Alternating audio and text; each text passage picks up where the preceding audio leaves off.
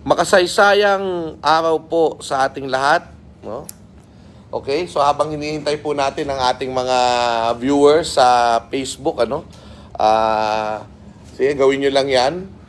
At ito po ang konteksto po ng aking pagla-live ngayon, mga kaibigan, ay dahil po ngayon ay 11 ng Mayo 2023. This is my very first day to teach a class in LaSalle. It's called the GE World. GE World, no? So, yan po yung aking yan ang aking I'm now conducting Sir Mahar, hello, no? A contemporary world subject for the very first time in my life. No? So kanina, nag-start na ako dun sa first class ko, which is Z36. Now, just because this is the record ko lang yun, but now I'm going to do live so that I can hello, Ma'am Kay, kumusta ka dyan? We are now teaching this course, and since this is my first day, I would like it to be memorable and share it with all the others. No? Hello, my brother Mark Chua, kumusta po kayo dyan? So this is a very interesting course, Contemporary World. Okay? This is about globalization. Yan ang natin yan ang mundo natin ngayon Diba? So siguro, as always, very very first na ginagawa natin when we define a subject, we go to a dictionary definition. So what is globalization? Anyone? Yes, madam. Surname, please. Devanas. Devaldas. Devandas. Okay.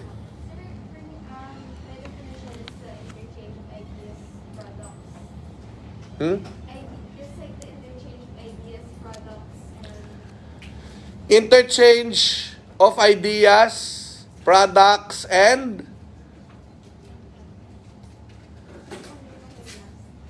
products, ideas. Yes, surname? Aguilar. Information. So, well, first of all, it came from the word globe. Well, we live on the earth, right? But the earth happened to be a globe. So, globalization is where interconnected tayo. Why? Why do you have to define that? Because there was a time when we were not. Di ba? Oh, by the way, reminder ko lang po, please guide them, the new ones, in filling up the, baka magkamali, no? You understand Tagalog, right? Yes, Tagalog. Yeah. Right? Okay. Tagalog? Understand Tagalog? Yeah. So, yeah, thank you. Kay Danesca, I miss your class, Sir Xiao. Ana Cobalies, thank you so much. 28 watchers, Kevin Labiano Lasala, yung nanay ko kaya nanonood na. Dirk Bailon, Marcia Estepona Sample, no? Andre Julian, thank you so much. 32 watching. Marilu de la Cruz Limbo, good afternoon. Yeah, we are having a class in globalization. So, Justin Cayetano, no? Thank you so much. So, si Justin ng Pampanga, hello po. Alright, so, globalization, we define it as such because there was a time when we were not globalized. Why? What separated us? We are just living in one globe. Sige, give me an example of something that separated us before. Surname, please? Miss Murillo, what separated us? May mga wars na nangyari. Conflicts. Cold War. But Cold War happened in a time of globalization, mama. So, I don't want to count it. Because it happened actually in a time that we were actually already interconnected. May telepono na nun, Meron ng airplane nun. Sige, sir, surname? Martinez. Distance, mostly water. Okay. Geography. Landforms, waterforms, di ba? Separated us. We were separated by continents, islands, di ba? Geography. Totoo yan. No? Remember that before, those who are in the Americas have to travel by boat about 2 months to be able to go to Asia. Diba? Sige. Ano pa? Yes, wait lang. Other people, para give chance to others. Yes, surname please. Sorry? Dicapia. I would say for like language barrier. More importantly, language. Because once you don't understand each other, tapos na ang connection. Tapos na, di ba? So language was a barrier for for a more contact within the globe. 'Di ba? Ang naalala ko diyan, hello Paulo Arandia. Ang naalala ko diyan, Tatay Ace Sangco, hello po, Sheila Gadi Aniero, Jamie Ganaden Mansana, my former students, Jonathan Tendero Habana, no? Hello po. Wow, live class, we'll have RPH class in an hour. Good luck po, Jonathan. Dong Ofalsa, Marilu de la Cruz Limbo from Nagpayong High School, Pinagbuhatan, Pasig. Alan Quaterio, Ralph C. Ayan, thank you. Lee Candelaria, thank you sir. Kurt P. Narciso for dropping by, etc. Sunny Cristobal, hello po sir. NCCA, magkaklase na naman tayo in a few weeks. Alvin Tablada, Carl Patrick Mendoza, Charles Joshua Ilaw. Alam nyo, gusto ko lang sabihin sa inyo, nagpaalam po ako sa aking klase ngayon para i-live ito kasi ito ay hindi basta-basta ginagawa ng walang permiso sa aking mga estudyante. So yun, Roland Calvin Alvarado, Danilo Acosta Lumabas. Yan. So ngayon lang to ginagawa dahil first day of my globalization class. 54 watchers. Okay. So, nagkakahiwalay tayo dahil sa wika. Geografiya. Di ba? Ano pa? Yes, ma'am. Surname, please. Nang? Difference of cultures when beliefs. Religion. Okay. Kilala nyo ba may narinig nyo na ba yung pangalang Samuel Huntington? Oh. Si Samuel Huntington ay isang political thinker sa Estados Unidos. At ang kanyang hinulaan ay maaaring magkaroon ng mundo, hindi ko lang maalala kung matatapos ba ang mundo sa pamamagitan ng clash ng civilization. Clash of civilization. At anong clash of civilization? Anong kabiasnan? Ang Kristiyano at Muslim. Nagkaroon ng ganyan, ha? Naaalala nyo ba na muntik nang mangyari yan? Crusades, masyadong malayo. Very recently. Kasi ang hula niya ang maglalaban sa huli ay Islam at Christianity. Ngayon, parang hindi na uso yan, di ba? Parang iba na yung issue ngayon Pero noon, there was a time na yan ang malaganap na issue. Do you remember when? Wala kayong alaala kasi hindi pa kayo pinanganak. But it was very recent. Sa ating mga Jet Tanhusay, hello, Amadeon Paul Lorenzo, Leo Mark Calma Tagupa, Kwento na May Sasay, Dong Ofalsa, Laika Helilio Capuno, hello. Hello everyone sa mga nanonood. Hindi ko kayo mababati lahat, ha? Baka batian portion na lang yung mangyari dito. Naalala nyo? Okay. High school ako noon. College na actually. First year college ako. Meron nang may idea. Ano nangyari? First year college ako, 22 years ago. 22 years ago. That event ended the 20th century. Yes. The 9/11. Surname? Kalinisan. Malinis na malinis, Kalinisan. Kalinisan. Your beauty shines with kalinisan. Sorry. Joke. Sorry, it's old commercial. You probably did not know, Caronia. Sige, nasa YouTube yun malamang. Grabe, ano? Even the jokes are generational, ano? You do not understand me. That's why I stop pretending to be a young teacher anymore. So, yeah. Sige. Hello, Ludi Bautista. Yan. Ludi Bautista, crush ko to eh. Okay lang naman kay GF na magkakrush ako sa YouTube. Sige. So, may hello. Baka nanonood ka. Aris Mercado. Okay. So, you know what happened? The aftermath of 9/11 was the war on terror. The war on terror was waged by the United States and allies, including the Philippines, against the Islamist jihad group Al-Qaeda. Yung Al-Qaeda, worldwide terror organization yon, which had affiliates like the Abu Sayyaf in the Philippines. And before, when you say terrorist group, may ingat tayo sa pagsasabing ng terrorist group. No? So, Islamic yan, But, we do not want to say na the whole Islam or they represent Islam. Diba? People were very careful not to... Pero, pag nakita mo talaga, sino ba yung mga ginera? Islamic countries. Iraq. Tinanggal si Saddam Hussein. Diba? Eventually, Afghanistan, no? Tapos, alam nyo yun, yung akala mo, diba? Eventually, yung Afghanistan, nabawi din ng Taliban. Kasi Taliban, affiliate nila yung Al-Qaeda eh. Pero nabawi nila ngayon, ang Afghanistan. Imagine. So, kumbaga, parang ang sabi, baka hindi na yan yung ending.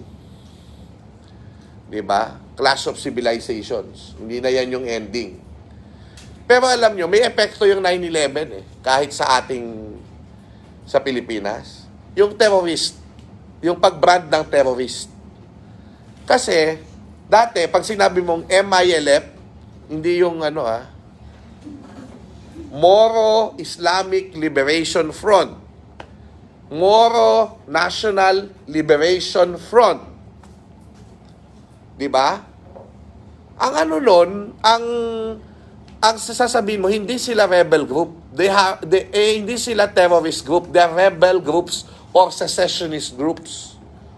O ang tawag mo sa kanila, rebels with a cause. Ang gusto nila, kahit nakalaban sila ng gobyerno, sabi ng gobyerno sa kanila, meron silang pinaglalaban. Ganon din dati ang turing sa CPP, NPA, NDF. Communist Party of the Philippines, National Democratic Front. New People's Army. Ngayon, kahit sino, binabansagan ng terorista. Kahit aktivista, terorista na. Bakit? Epekto yan ng 9/11.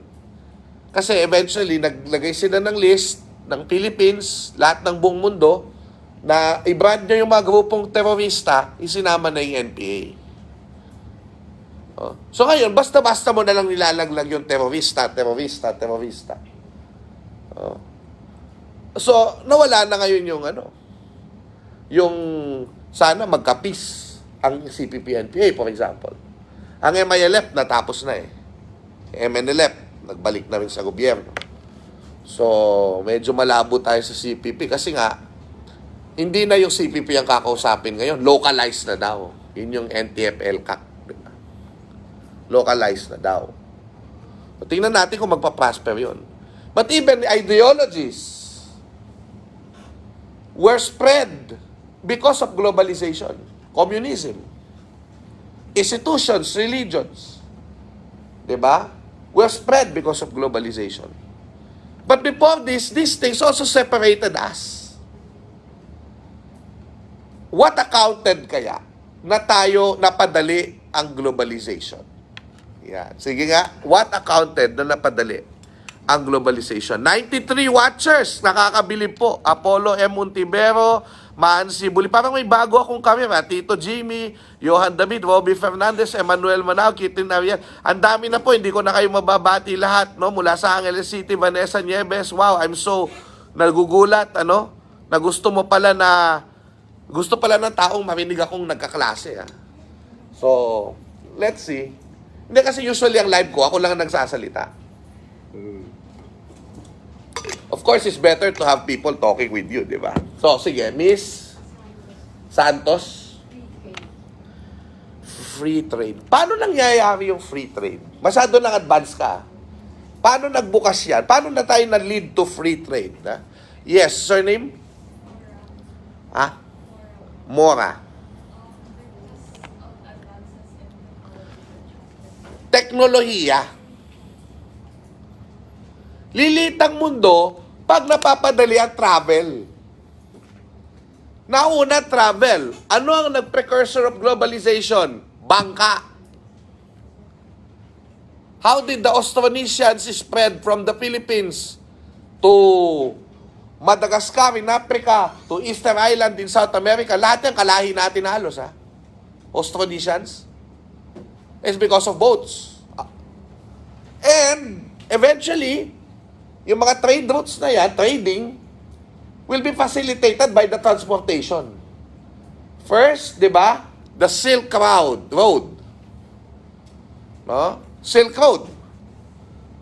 Kultura kumalat dyan from east to west, from west to east. Religion, lahat. Pati conquest, pati gera, pati sakit. Di ba yung Black Death, yung plague, bago yung COVID? Di ba? Oh. Globalization, na-spread ng mas madali ang sakit. Oh. Nung dumating yung mga Spanish sa Asia, tsaka yung mga European sa Asia, at saka sa Latin America, sakit din yung dinala nila, di ba? Kaya naubos yung mga Meksikano, yung mga Aztec, di ba? Nagkaroon sila ng smallpox. Eh may immunity ang mga Kastila, ang mga wala. Ang mga Aztec. Oh. Eh pag-isipan nyo yan, nung panahon na yon, paano yung COVID? Kung walang mga bakunang wag walang technology transfer. Imagine niyo, sasabihin ng China, ayaw namin ibigay yung sequence. Hindi agad nagawa yung bakuna sa US, tsaka sa Europe. Di ba? At sa bayan silang naggawaan eh. Oh. This was one of the shortest large pandemics that ever happened. Because supposedly, ang pandemya, mga 10 taon yan. Dahil ang tagal na i-develop ang bakuna. Ngayon, with the advancement in how people communicate, actually, napabilis. Diba? So, yun, So,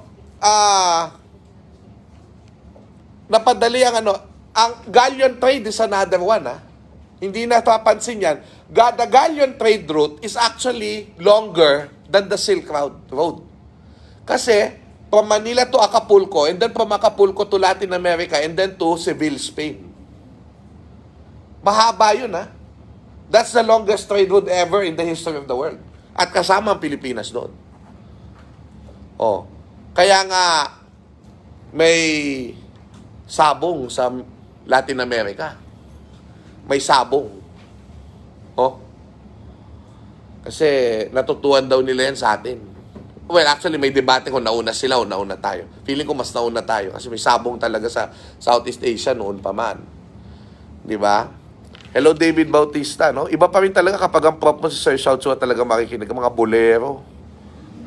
Tony Ross Panilio Elliot, Amadeon Paul Lorenzo, Sir Joseph Raylan Viray, Jeff Fajardo, Bulacan State University, Christine Aliolino, Ginilyn Arguelles Cordero, Cesar Igalinos, hello, everyone.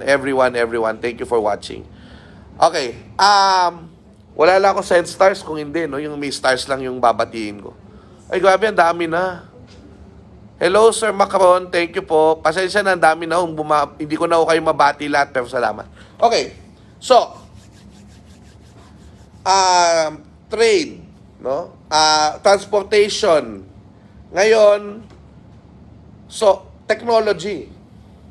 Nung nagkaroon tayo ng barko, nagkaroon na sulatan. Di ba? Actually, may sulatan na dati. Alam niyo kung paano dinadala? May mga tumatakbo. Alam niyo nung panahon ng Katipunan, paano nagsusulatan sina Emilio Jacinto, Andres Bonifacio? May nagdadala ng sulat nila. Naglalakad lang yun, Kung mga bahay siya, basta makarating siya. Bahala siya sa buhay niya. No?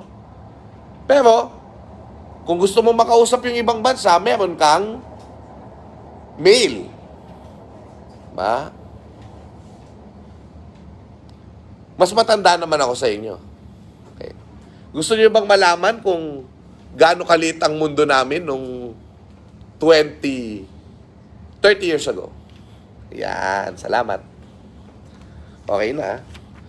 Hindi akin to. Kanino ballpen to, girl? Okay.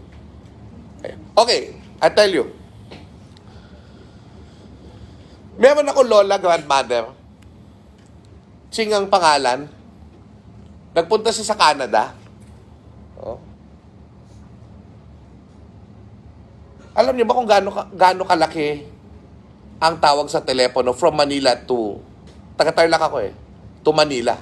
Domestic yan. Oh. Kayo ba, naalala niyo ba yun? Sana tama ako, ano? 49 pesos per minute. Sana tama ako, mga kaibigan, ano? Alam ko, 49 pesos per minute. I can be wrong. O baka yun yung international. Pero alam ko, mas mahal ang international. Baka 100 isang minuto yan. So mag-i-spend ka ng 500 pesos para lamang makausap ang kamag-anak mo sa ibang bansa.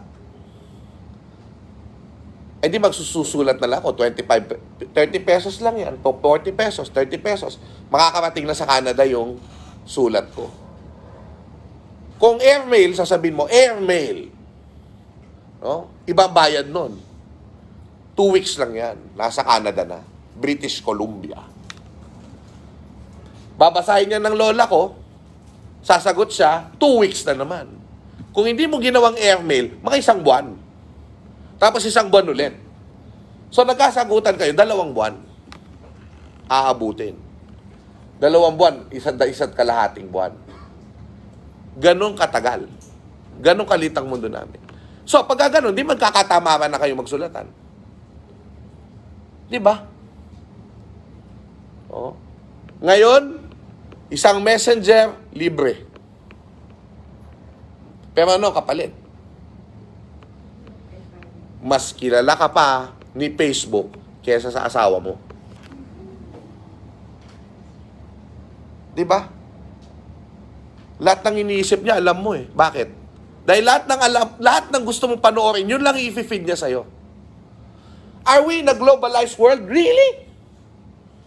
Noong panahon namin, pag nanood kami CNN, namatay si Princess Diana, 1997, lahat kami nanonood. Well, yung may cable, yung may pera, di ba?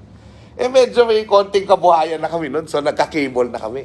Naalala nyo, bago yung 1990s, kaunti pa yung may television. Pagka may TV yung kapitbahay mo, makikipanood ka sa bintana niya. Tapos pag hindi ka niya trip, sasaraduhan ka niya ng bintana. Totoo yan. Yeah, totoo yan. Ang mayaman lang ang may TV. Oh. Eventually, gumawa ang Japan ng TV mas mura. Tapos ang dami-daming nag-Japan, di ba? 1990s, nag-singer sa Japan. O, nanay nyo, baka nag-singer sa Japan. May tita ko, nag-singer sa Japan.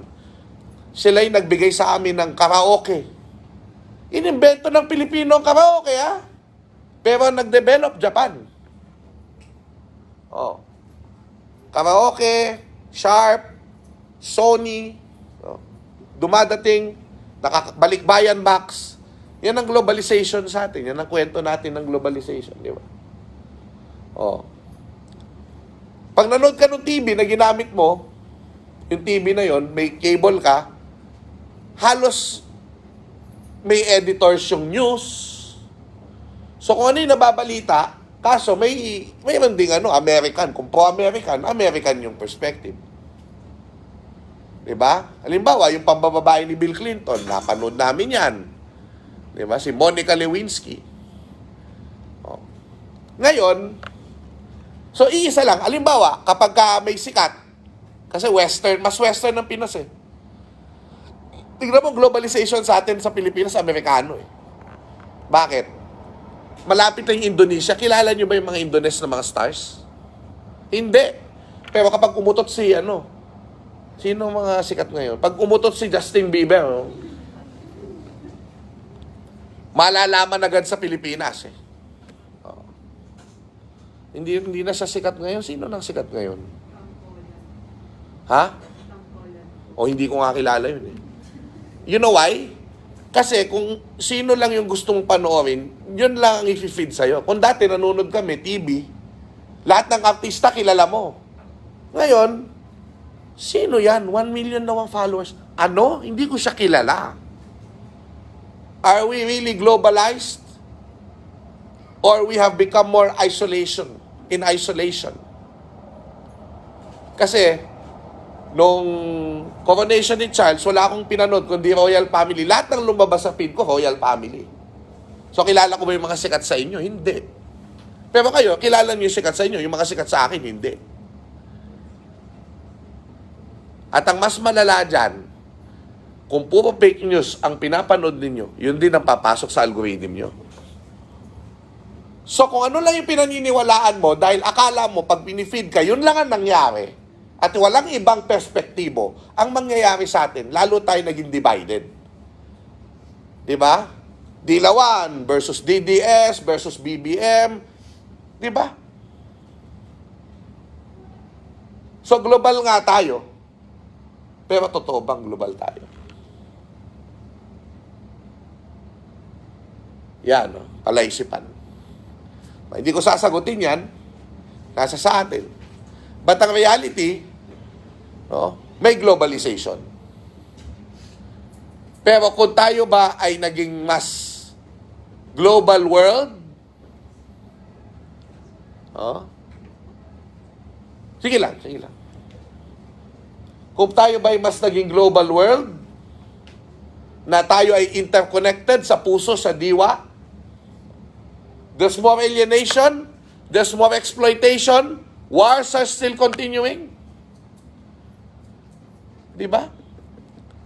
Okay, so because of that, no, sige, bago natin ipagpatuloy yan, we will ask, is globalization good or bad?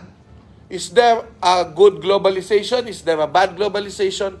Is there an ideal setup for a globalized world? Yan ang sasagutin natin mamaya. But before that, we're going to pause for an attendance muna. I-mute ko muna. Sandali lang po, i-mute ko lang yung mic. Babalik po ako. Pero para sa attendance, para hindi ho malaman yung pangalan ng mga bata, no? Pero babalik po tayo sa pagpapatuloy ng ating diskusyon dito sa GE World Z33 Globalization. John Arthur John Napier, salamat po. Rica Mayra Acero, Dodican Rivera, etc. Salamat po, Bob Sarate. Thank you very much for watching. 92 people still. F. Charito Imperial Sebastian, thank you. Thank you. Imari, salamat po. Alright, sige. Let's do it. Cholo, thank you for all na bumabati. Hindi ko kayo mababati lahat. Pero salamat po sa panonood. 90 watchers. Salamat po. Sandali lang po, no? Maganda yung tanong natin. Ang binitin natin tanong, ano ba yung ideal setup of a globalization? 'Di ba? Kung yan ay makagaganda sa mga tao, ano ang ideal na setup? So sige, magbibigay lang ako ng attend.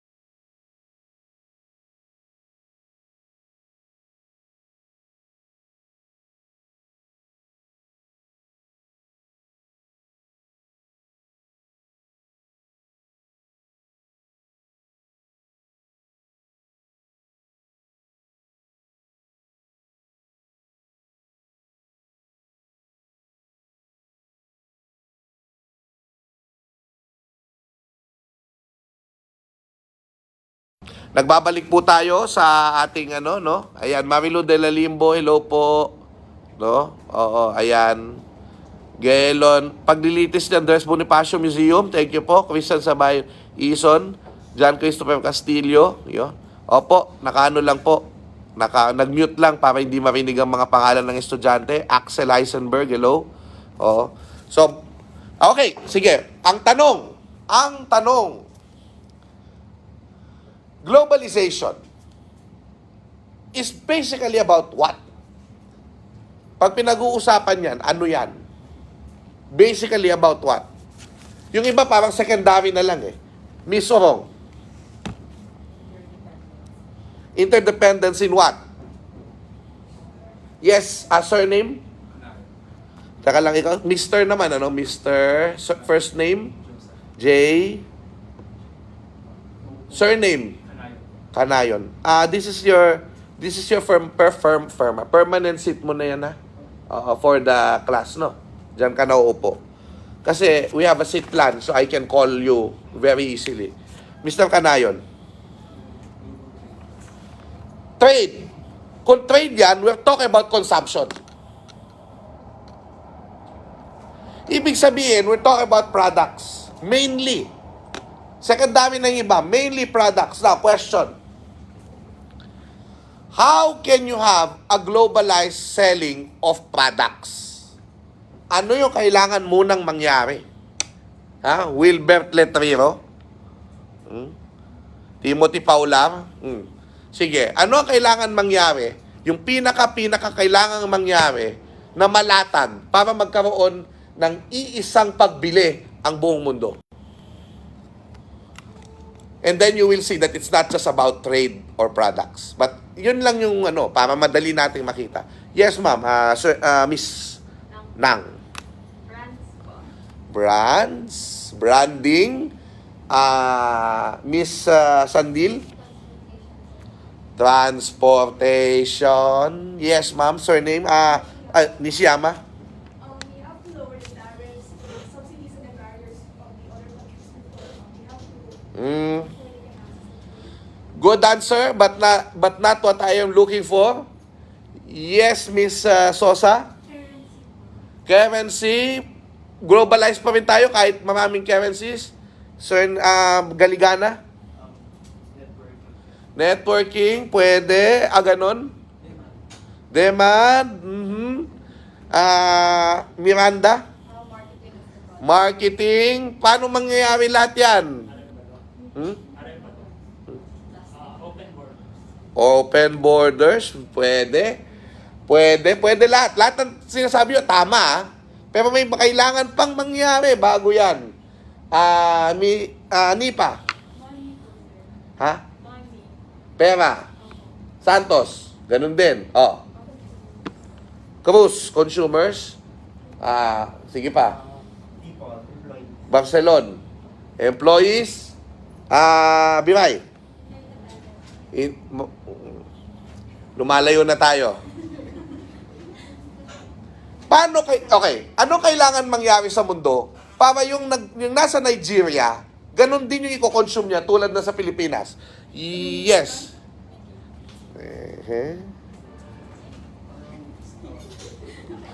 Sige. Centralized marketplace. Pwede. Tama lahat yung sinasabi nyo, ha? Pero may naiisip ako na hindi nyo nasasabi.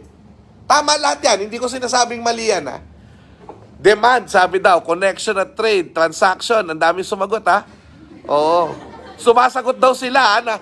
Nagugulat daw sila. Sumasagot daw sila, no? Sige, salamat. Trade, demand. Magugulat kayo sa sagot, ha? Sirit na ba? Wag muna. Aguilar. Sige. Decapia. Economy. Ganun. Himala. Exposure. Sige. Sumuko na kayo. Nasa akin ang sagot. Demandas. Culture.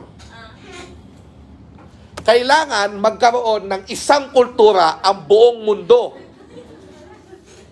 Gets, di ba? Tama ako, di ba?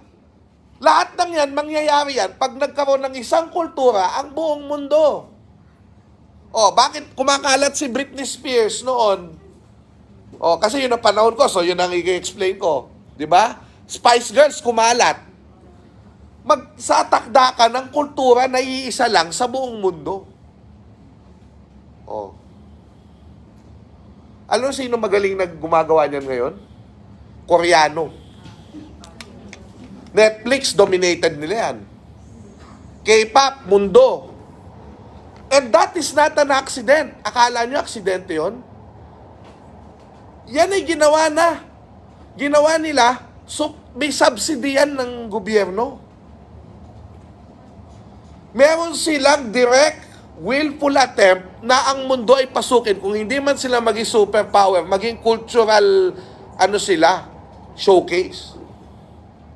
Dahil alam nila na kapag sumikat yung BTS nila, sumikat lahat yung mga telenovela nila, di ba? Yung yung Crash Landing on yun nung panahon ng pandemya, di ba?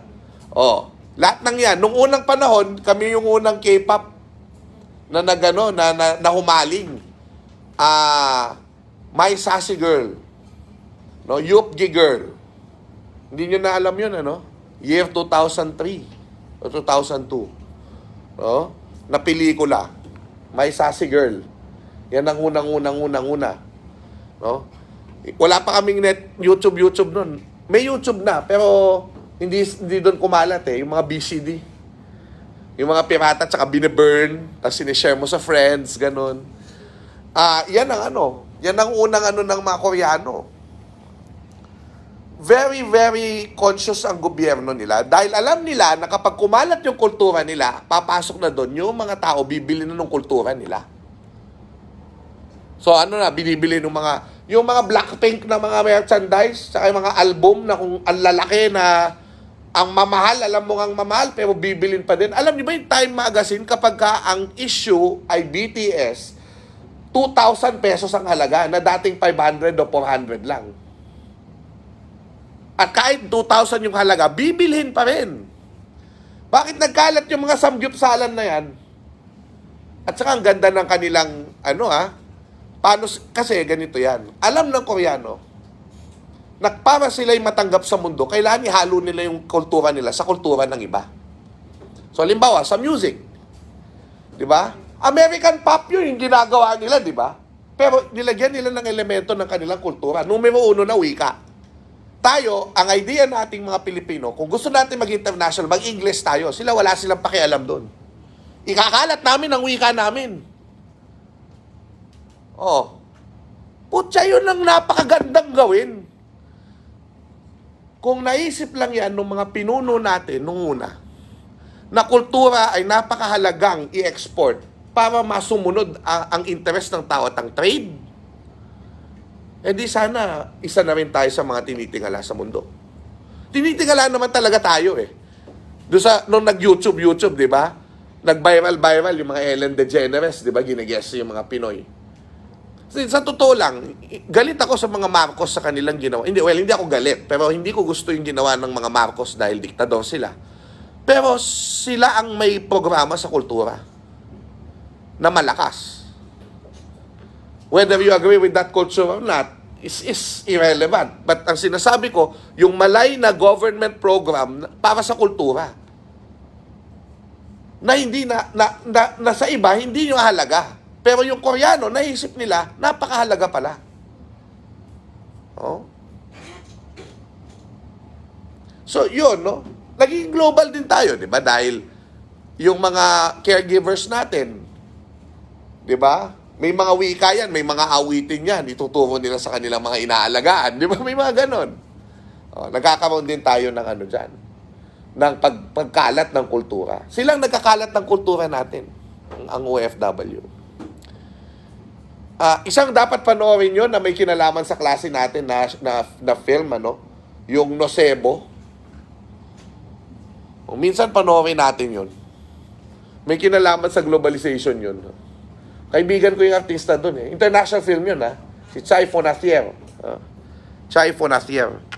Ayan, Kay Danesca, that sense of culture that gave identity. Ngayon, ang tanong, magiging isa yung kultura natin, di ba, na mundo. Ma'am, anong probinsya mo? Miss, sorry, ilalagay ko yung pangalan mo. Diyan na kaya uupo. Miss ka syempre, ano? Miss, first name? Ashley Kalinisan. Alam nyo, dinumihan nyo. Anong nangyari? Dinumihan nyo. Dinumihan nyo. Ang dumi. Ayan. Gusto nyo mag-hi? Okay lang? Hi!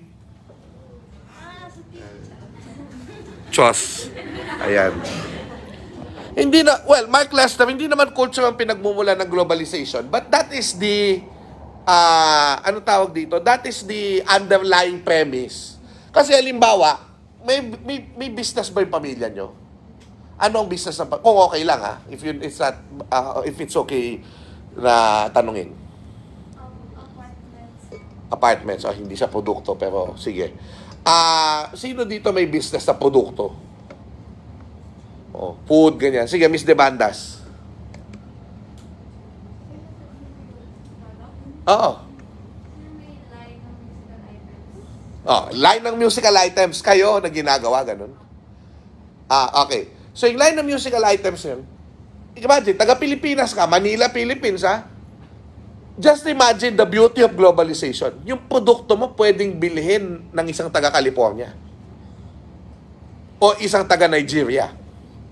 Pero kailangan makilala muna at maging part ng kultura ng mundo yung iyong musical instrument.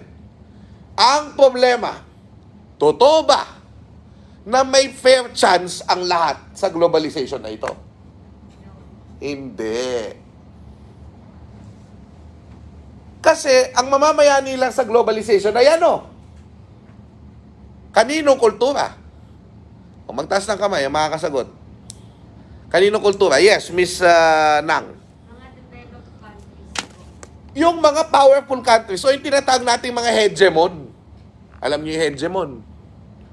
Mapanaklaw. Parang si Xiao Chu lang, sinasakalaw niya yung space niya, yung I occupy space and have mass. Diba? Hegemon. Hindi, yun nasabi nila, hegemon daw ako dahil ang laki-laki ko daw eh. Bahala kayo sa buhay niyo, no? Hello everyone. 61 na po ang watching. AG Adiwang, my favorite signer sa television. Hello po, no? Rian K. Dusaban, hello. Marilu de la Cruz Limbo. Ang swerte ng mga students sa Sir Chow, hindi lahat nabibigyan ng pagkataon na may maturuan at may matutunan kay Sir. Salamat. Natututo din ako sa mga estudyante ko, sa totoo lang. Salamat po. So that movie, Nocebo. Opo. So, nakikita na EJ Bulata, hello. So, nagigets nyo na, hindi pantay ang globalisasyon sapagkat ang nagtatagda ng globalisasyon ay hegemon. So, kaya, bombarded tayo ng Hollywood. At ngayon, China. In fairness, sumahabol ang mga Indian dyan kasi yung Bollywood nila. Yung Bollywood nila umaabot sa YouTube natin, Di ba yung music minsan, di ba? Di ba? Gumaganon. Galing eh. Tapos mapapapanood ka na lang kasi, di ba? Ang gaganda ng babae, ang pogi ng lalaki, di ba? Tapos di ba? So, ano yan, Nothing comes to you by accident, no? Yung algorithm nyo are controlled by powerful people. Powerful institutions, powerful countries. So, sino yung mga hegemon? Estados Unidos, China, di ba? Hegemon talaga sa South China Sea pala, hegemon talaga di ba? Pero hindi lang yan bansa. Mga institusyon, Catholic Church, global yan. Di ba? At mga institusyong pinansyal, World Bank, IMF, di ba? Yung mga nagpapautang sa atin para lumago daw yung ekonomiya natin, di ba? Napupunta sa corruption. So, well, napaka-depressing ba? Na parang maliit na bansa ay kawawa sa globalisasyon. Di ba? At totoo din bang kawawa talaga tayo? Ako, ang attitude ko ganito. No? Yung globalization, nandyan na yan. Nandyan na yan. Mag-isip kayo ng panahon na walang globalization. Di ba? Wala kay cellphone. Di ba? Hindi nyo nalalaman basta-basta ang nangyayari sa mundo, di ba? Walang Netflix. Walang Netflix and chill. Netflix and chill, di ba? Marami tayong benefits sa globalization. Pero, anong mangyayari pag nagtagumpay ng todo-todo ang globalisasyon sa bansang Pilipinas? Ano ang gusto ng globalization? One global culture. Magigising ka na lang isang araw. Dahil lahat ng tao ay na McDonaldize na. No, that's a term in globalization, na McDonaldization. That's a real academic term, ha? McDonaldization. Ako nga, isa ako sa biktima niyan, eh. Mahilig nga ako sa McDo, Jollibee.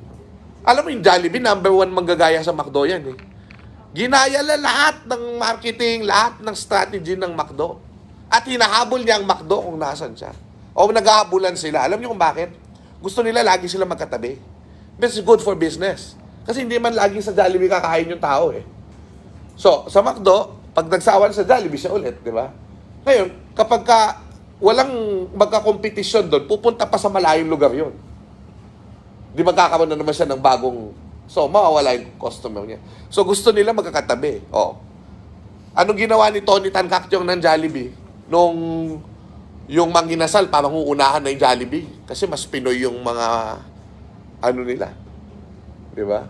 Hindi binili niya. Jollibee, Greenwich, Red Ribbon, di ba? Magkakatabi lahat yun. Chowking, na paborito ko din. Naku. McDonald, I am the number 1 victim of globalization here, ladies and gentlemen. But, yun na nga eh. Is there a way, and this is siguro iiwan kong tanong, is there a way that you preserve your culture, your patrimony, yung atin? Kasi pag na-McDonaldize ang mga tao at nag-fast food, paano na yung mga katulad ni Aling Lusing? Culture yun. Malulugi yun. Unless tulad ni Aling Lusing ng Pampanga, yung mga anak niya, nasa mall na ngayon. Yung Aling Lusing, yung sikat na sisig sa Pampanga, yung sisig na pinrito. Oh. Yun yung ano doon. Yung Razons ng Pampanga, dati restaurant lang yun, maliit. Bagay, Jollibee, nag-start din sa ganyan. O, ngayon, nasa mall na. Kailangan magano na eh, kasi mayayari sila pag hindi nila ginawa yun. Yun daw ang ganda ng globalization eh, na-upgrade daw lahat. Dahil kailangan sumabay ka sa McDonaldization. O, Jollibeeization na ngayon ng mundo, akala nyo, sabi nila. O, sa Italy may Jollibee. Pumunta ako sa Ho Chi Minh City, may Jollibee. O.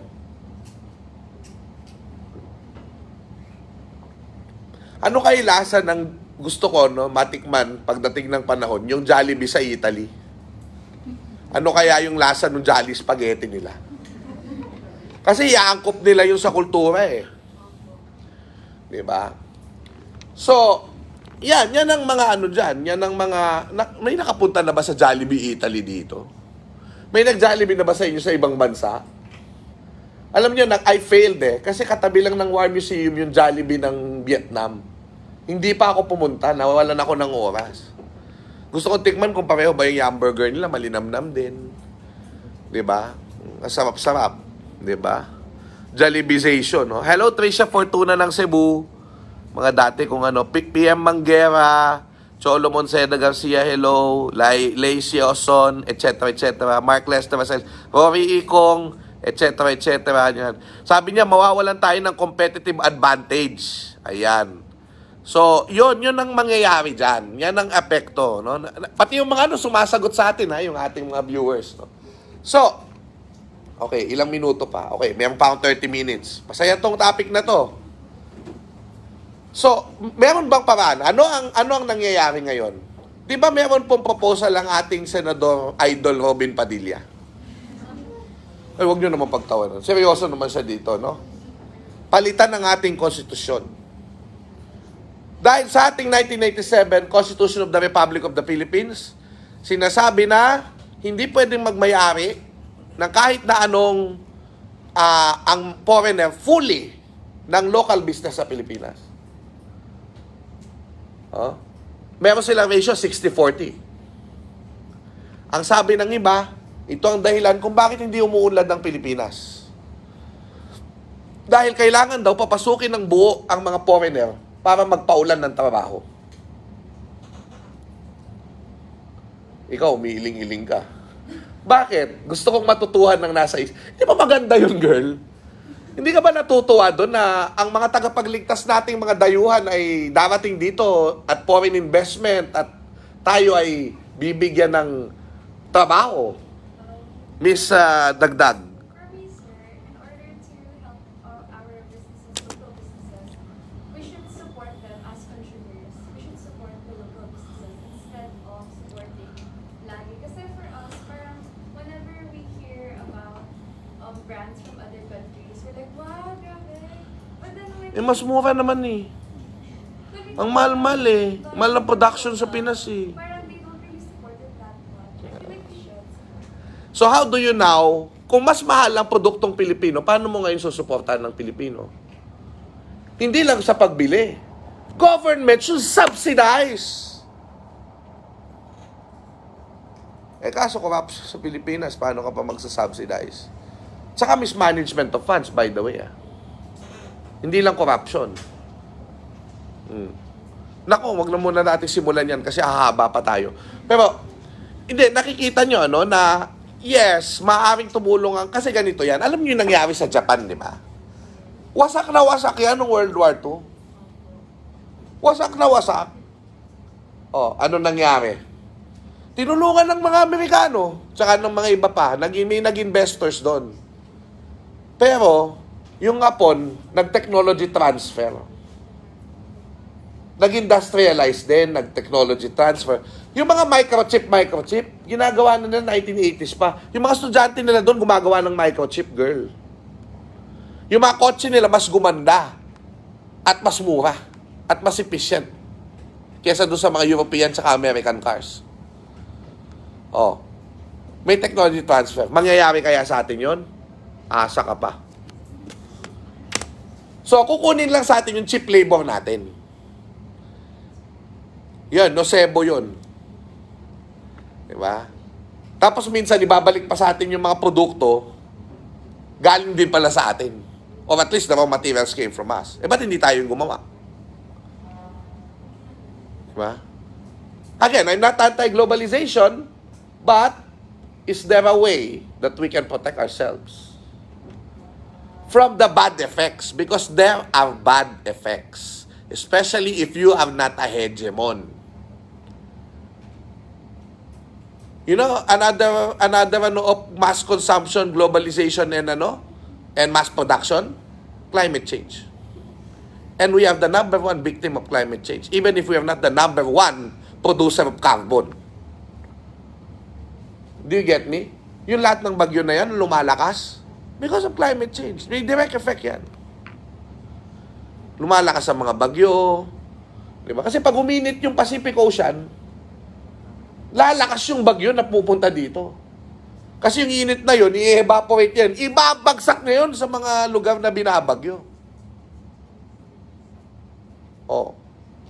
Yung mga Yolanda na yan, ako. Just imagine kung may malakas pang mangyayaring ganun.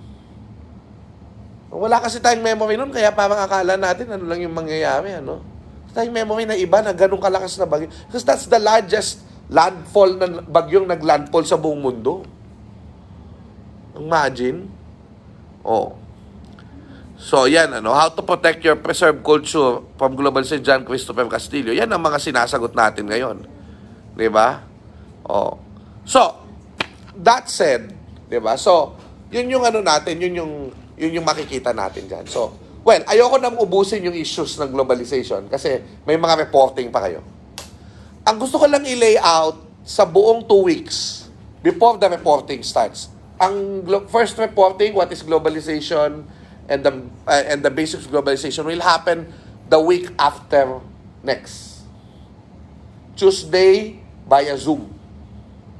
Okay? Pero hindi this week. Hindi next week. Okay? Kasi gusto ko i-lay down muna yung ilang mga gusto ko. Halimbawa, I want to focus on why are there rich countries and why are there poor countries. May isang magandang libro, yung kay Jared Diamond, na very controversial book. Kasi sinasabi malaki ang kinalaman ng environment. Kung bakit yung mga bansang mayayaman ay nasa norte at lahat ng nasa bansang mahihirap ay malapit sa equator. Diba? So, titingnan natin yan. Isa din ay, bakit ang tao, ang human beings, ang naging top part of the food chain? Top of the food chain. Next week, pag-aralan natin yan. We are not the best species in the world. Dalhin tayo mag-isa sa isang isla, mas malaki ang chance ng gorilla ay mag-survive kaysa sa tao. Pero bakit tayo naging top of the food chain? Tayo ang kumakain sa lahat ng hayop na yan. Very interesting question, di ba? Because eventually, that is also one reason why we had globalization.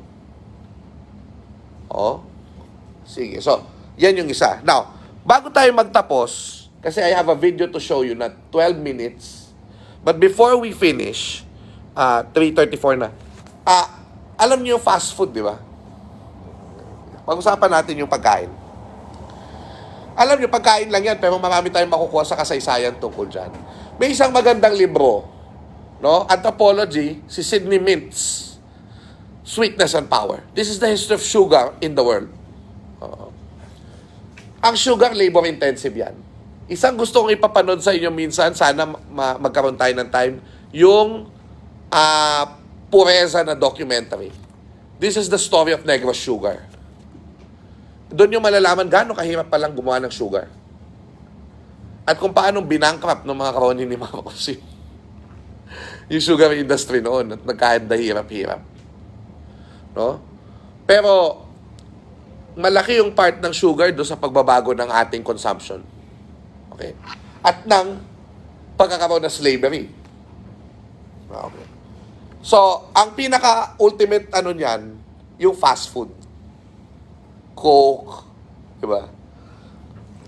Yung fast food, pag binili mo, magkano lang? Hamburger ng McDo, sabihin mo ng 40 pesos. Dagdag ka ng 10 piso, may Coke ka na. Di ba? French fries. Less than 100 pesos. Less than about $1. Meron ka ng kakaining burger na may soft drinks. Okay. Para makaraos ka sa tanghalian. Noong unang panahon, ang pagkain, para yung tanghalian na yung magawa mo, magkakanda hirap-hirap ka. Kasi hahabulin mo pa. Yung burger mo, baka yun eh. Putabulin mo yung baka. Kakatayin mo pa yun. Yung pagkatay nun, yung paghahanda nun, yung pagluluto nun, ginagawa nung buong angkan. So, the preparation of food become a social. Sa Pilipino, pag nag-offer ka ng food, pakikipagkapwa-tao yan. So, ang pagkain ay pagkikipagkapwa-tao tungo sa pagkamit ng ginhawa para mabuhay ka, para guminhawa ka. Di ba? Pagkakain na kayo, hindi pwedeng wala ka sa pagkainan. Kakain kayong sama-sama at doon kayo mag-uusap. At hindi pwedeng bilisan ng pagkain. Hindi pwede. Kailangan mabagal para nag-uusap pa kayo. Di ba dati course meal pa yan? Isa-serve sa'yo, isa-isa. Ngayon, siyempre, kung mayaman kayo, hindi na kayo maganda, may mga servidor kayo. But still, eating of the food is a social experience. Kaso eventually, globalization will come in. There would be more, mas marami pang demand sa labor mo. Kailangan mo kumayod ng kumayod para lang makakain. So, wala ka ng time sa pamilya mo. Magpa-fast food ka na lang. Yan ang implication. Well, unless magkikita-kita pa rin kayo kung kayo yung sama-sama kakain sa fast food, di ba? Yun na yung pinapakita ngayon eh. Family-oriented, Jollibee, McDo, di ba? Oh. Pero sa totoo lang, nagkalayo-layo tayo dahil ngayon, pwede na tayo kumain na mag-isa. At yung ingredients na yan, globalization yan, yung ingredients ng hamburger na yan, alam niyo isang tinuturo sa atin, ayon kay Stephen Acabado at ng kaibigan natin sa Naga, no? Na siya yung may-ari ng Savage Minds. No? Sinabi nila, tignan niyo yung Bahay Kubo na kanta. Naglista lang ng gulay, di ba? Akala niyo walang kwenta. Pero meron. Because it tells us of the story of homogenocene. Nakalimutan ko yung pangalan. Sorry sa nakalimutan ko. Hindi ako technical about this. Pero basically, yung lahat ng mga nakikita nating mga ingredients sa atin, hindi yan lahat galing sa Pilipinas. May nanggaling sa Arab world, may nanggaling sa Latin America, na lahat yan dumating dito dahil doon sa tinatawag nating globalization. Galleon trade, yung mga lahat ng yan. So, yun ang kwento. Ang kwento pala ng Bahay Kubo ay kwento ng globalisasyon. Just imagine. Just one interpretation. So, kahit doon sa pagkain natin, nagbago dahil sa globalisasyon. Oh. Pero, ano ba yung mundo nung walang globalisasyon? 'Di ba? Yan ang titingnan natin. At isang mahalagang aspekto ng globalisasyon, ng pagkakaroon ng globalisasyon ay agrikultura. Dahil nung nagkaroon ng agrikultura, nagkaroon ng settlements. Nung nagkaroon ng settlements at kailangan ng food surplus, kailangan kumuha ng mga tao. So, kailangan kang manakop ng mga bansa. Kailangan kang manakop ng mga tao. Gagawa ka ng army, makikipagdigma ka. So, lahat ng mga nangyaring masama sa mundo ay nangyari dahil kailangan ng taong mag-build ng food surplus para mag-survive. Oh. In a way, ganun din yung ginagawa natin. Kumukuha tayo ng wealth para makakain ang bayan mo. Para guminhawa ang bayan mo. 'Di ba? So, pupuntahan natin ngayon ang isang video. Ito yung isa sa mga paborito kong public historian o public history provider. Kasi nagpa-public history ako eh. Isang nobelistang pangalan John Green. Alam niyo ba yon? Kilala niyo siya? Meron siyang ginawa, Crash Course World History. No? At itong mga video na ito ay napakaganda. No? Ngayon, pasensya na ho kayo. Dito ko na ho tatapusin yung aking live sapagkat kapag pinlay ko yung Crash Course World History dito, ako po ay makaka-copyright. No? Pero sige, pag ano lang muna, no? Zaira Habanera Arellano, sinusunod lang ng mga props sa amin yung Course Hero eh. Kaya wala kaming natututunang iba. Joke. Kayo naman, just sa sabi, no, kapitbahay namin, Sir Savage Mind. Oo, si Sir Savage Mind. Oo. Jared Dilimhoco, Jenber Laragan, Eris Bautista, hello. Feeling classmate lang, Zaira. Oo, hello. Adrian, Arian, Ron. Topic namin kanina, local government, yung communism ng mga Marcos sa Iris. Sofia Santos, okay. Bye everyone. Ali Concepcion, ang beautiful Ali Concepcion, hello. Ingat kayong lahat ha. Hindi ko na kayo mababati lahat. But thank you, Geneva Winona Ilago. Mika Mergenio, I hope you learned. And dahil ang dami niyong nanood, sarap pong makinig, John Peter Baclot, John Christopher Casillas, sa dami niyong nanood, baka pag-isipan ko pa pagdating ng panahon na magkaroon pa ng ibang klase. No, not necessarily sa GE World, Pero sa ibang mga klase, titingnan natin kung makakapagpaalam tayo sa ating mga estudyante. Okay? So, thank you very much. Mag-iingat kayong lahat. Bye-bye.